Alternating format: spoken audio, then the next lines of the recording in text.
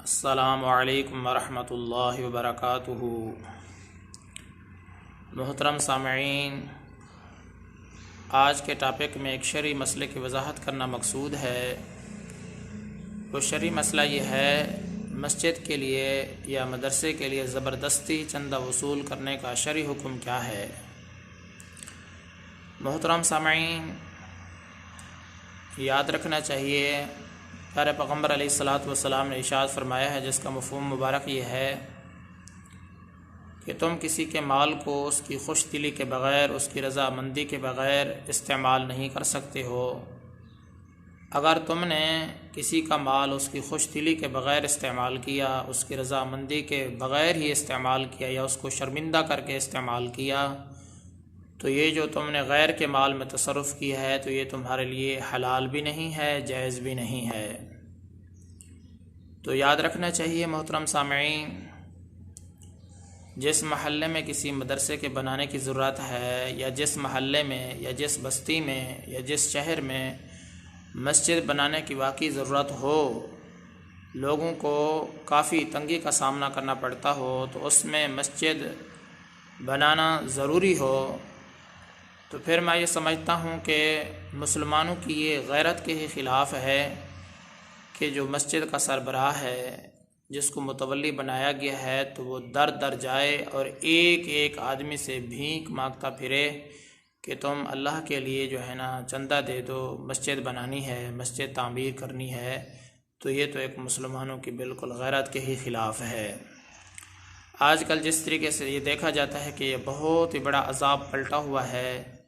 جو ہے نا چھوٹی چھوٹی صندوقیں بنائی ہوئی ہیں، اور جو متولی حضرات ہیں وہ اپنے بچے ساتھ لے کر جو ہے نا کبھی روڈ میں جا رہے ہیں، کبھی کہاں جا رہے ہیں، ان چھوٹے بچوں کو بھی ذلیل کرتے ہیں، آپ خود بھی ذلیل ہوتے ہیں، اور کسی سے اگر 10 روپے بھی مانگے جائیں تو وہ 10 باتیں سناتا ہے، 10 روپے بھی نہیں دیتا۔ تو یہ مسلمان ہیں جنہیں دیکھ کے شرما جائیں یہود۔ تو مسلمانوں کا جو ہے نا اب کوئی ٹھکانہ نہیں رہا ہے، تو اب ان کی غیرت کے بارے میں کچھ نہیں کہا جا سکتا ہے۔ جس محلے کے اندر مسجد کے بنانے کی ضرورت ہے، تو جو محلے والے ہیں ان کو بھرپور تعاون کرنا چاہیے، خوب بڑھ چڑھ کر حصہ لینا چاہیے۔ کیا جب وہ اپنی رقم مسجد میں مدرسے میں خرچ کریں گے تو ان کا دیا ہوا ضائع ہو جائے گا؟ تو دیکھیں، مسلمانوں کو پتہ نہیں یقین کیوں نہیں رہا۔ اللہ تبارک و تعالیٰ نے جا بجا قرآن پاک کے اندر یہی ارشاد فرمایا ہے، جو کچھ تم اللہ تبارک و تعالیٰ کے راستے میں خرچ کرو گے تو آگے اس کو تم پالو گے، وہ تمہارا محفوظ ہو جاتا ہے، تو اس کے بدلے میں تمہیں دنیا میں بھی بہت کچھ عطا کر دیا جائے گا، تو اس کے بدلے میں آخرت میں بھی بہت کچھ تم کو ملنے والا ہے۔ ان تمام قرآن پاک کی آیات کی وجہ سے بھی احادیث کے اندر بھی اس کی بہت زیادہ ترغیب دی گئی ہے۔ اسی طرح ایک حدیث کے اندر آپ علیہ الصلاۃ والسلام نے ارشاد فرمایا، جس نے اللہ تبارک و تعالیٰ کا اس دنیا کے اندر گھر بنایا تو اللہ تعالیٰ اس کا جنت کے اندر گھر بنائیں گے۔ اتنے فضائل ہونے کے باوجود بھی تو مسلمانوں کے اس طرف کوئی توجہ نہیں ہے۔ جو مسجد کا متولی ہوتا ہے وہ عذاب میں پڑ جاتا ہے، اس کو ایک ایک کی سننی پڑتی ہے، وہ در در بھیک مانگنے پر مجبور ہو جاتا ہے، وہ مسجد کے بل کے لیے پریشان ہوتا ہے، اسی طرح مسجد کے جو بچوں کو پڑھانے کے لیے جو اساتذہ کرام کی تنخواہ کے لیے وہ پریشان ہوتا ہے، مسجد کی تعمیرات کے لیے پریشان ہوتا ہے، ایک ایک چیز کی اس کو پریشانی اٹھانی پڑتی ہے۔ تو یاد رکھنا چاہیے متولی صاحب کو بھی یہ چاہیے کہ بھی زبردستی کسی سے کوئی مال نہ لے۔ اس بات کا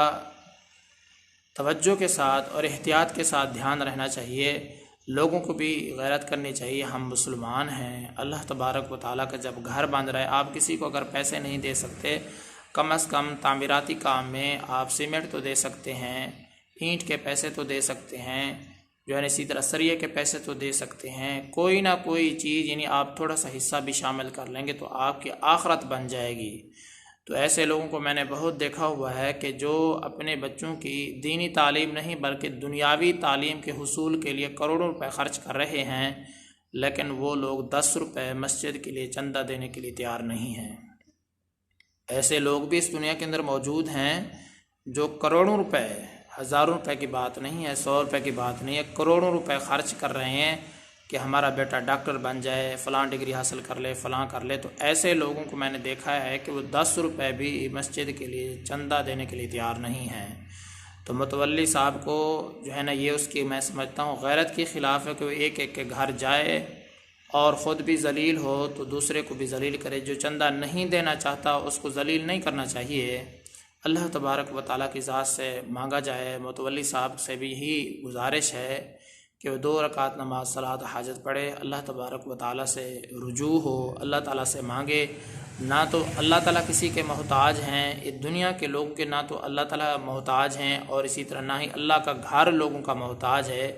یہ کام تو اللہ تبارک و تعالیٰ خود ہی سارے کے سارے کریں گے۔ فقط اور فقط اس بات کی بے حد ضرورت ہے کہ ہم نیک نہیں ہیں، ہمیں اللہ تبارک و تعالیٰ کا قرب حاصل نہیں ہے، ہم اللہ تعالیٰ سے مانگتے نہیں ہیں۔ جب ہم اللہ تعالیٰ سے مانگیں گے تو پھر مدرسے کے لیے بھی، مسجد کے لیے ہمیں بھیک مانگنے کی ضرورت نہیں پڑے گی، در در نہیں جانا پڑے گا۔ فقط و فقط جو ہے نا وہ حقیقی بادشاہ ہے، اللہ تبارک و تعالیٰ نے ہر چیز کا گھیراؤ کیا ہوا ہے، ہر چیز کا احاطہ کیا ہوا ہے۔ تمام کے تمام انسانیت کے جو قلوب ہیں، ان کے جو دل ہیں، وہ اللہ تبارک و تعالیٰ کی ہی قبضہ و قدرت کے اندر ہیں۔ اللہ تبارک و تعالیٰ جس کے چاہیں دل نرم کر دیں، جس کے چاہیں ان کے گناہوں کی وجہ سے ان کے دل سخت کر دیے جائیں، ان کے دل جو ہے نا وہ قساوت آ جائے، انتہا درجے کے سخت ہو جائیں، تو جو 10 روپے بھی مسجد میں جمع نہ کرائیں، مدرسے میں جمع نہ کرائیں، جبکہ دین کے علاوہ جو دنیاوی کام ہے اس میں وہ کروڑوں روپے خرچ کر رہے ہیں، تو یہ مسلمان کی میں سمجھتا ہوں غیرت کے ہی خلاف ہے۔ تو یاد رکھنا چاہیے اللہ تبارک و تعالیٰ جب کسی کے محتاج نہیں ہے، اللہ کا دین کسی کا محتاج نہیں، نہ ہی مسجد کسی کے محتاج ہے، نہ ہی مدرسہ کسی کا محتاج ہے، تو متولی صاحب آپ کی خدمت میں یہی گزارش ہے، آپ کسی سے کوئی زبردستی چندہ وصول نہ کریں، اللہ تبارک و تعالیٰ کے ہاں رجوع ہوں۔ حتیٰ کہ فقہاء کرام نے یہاں تک بھی فرمایا ہے کہ زبردستی اگر مسجد کا چندہ وصول کیا جائے اور مسجد کو تعمیر کیا جائے تو ایسی مسجد میں نماز پڑھنا بھی مکروہ ہوگا۔ تو اس لیے جہاں مسجد کی ضرورت ہو تو مسلمانوں کی خدمت میں بھی یہی عرض ہے، جب آپ کروڑوں روپے دنیا کی خاطر خرچ کرتے ہو جس کا کوئی فائدہ بھی نہیں ہے، تو اللہ کے گھر میں جب تم جو رزق اللہ نے ہی تم کو دیا ہے، تو اللہ کے دیے ہوئے میرے رزق میں سے تم اللہ کے گھر میں کیوں نہیں خرچ کرتے ہو؟ تو یہ مسلمانوں کی غیرت کے ہی خلاف ہے کہ جو مسجد ہو وہ لاوارث ہو، جو مدرسے ہیں وہ لاوارث ہوں۔ تو مدرسے کے جو محتمم حضرات ہیں ان کی خدمت میں عرض ہے کہ اصل تو مقصود ہے دین کا کام کرنا۔ جب تم نے بچوں کو قرآن پاک پڑھانا، یہ کوئی ضروری تھوڑی کہ اتنی بڑی عمارت ہو تو آپ نے یہ کام شروع کرنا ہے۔ جب ایک زمین ہے تو آپ وہاں ایک درخت لگا دیں، درخت کے نیچے آپ اپنی کلاس کو شروع کر دیں، کیا قرآن پاک کو پڑھانا شروع کر دیں، قاری صاحب قرآن پاک کو پڑھانا شروع کر دیں۔ جب آپ جی بھر کے اللہ تبارک و تعالیٰ کی طرف متوجہ ہو جائیں گے، کلام پاک کے اوپر محنت کریں گے، تو انشاءاللہ اللہ تبارک و تعالیٰ تمہارے لیے ایسے راستے کھول دیں گے، 4 دیواری بھی بن جائے گی، آپ کا مدرسہ بھی تعمیر ہو جائے گا اس قرآن پاک کی برکت سے۔ چاہے جائے کہ آپ در در جو ہے نا ایک ایک آدمی کے پاس جائیں اور اس سے ذلیل ہوں، تو آپ کو روزانہ 2 رکعت نماز صلاۃ حاجت پڑھ کے اللہ تبارک و تعالیٰ سے ہی مانگنا چاہیے۔ محترم سامعین، تھوڑی سی تفصیل کے ساتھ یہ گفتگو آپ حضرات کے سامنے عرض کر دی ہے۔ اللہ تبارک و تعالیٰ کمی بیشی کو معاف فرمائے۔ میں آپ سب کی دعاؤں کا طلبگار ہوں۔ محمد ثناء اللہ فاروق۔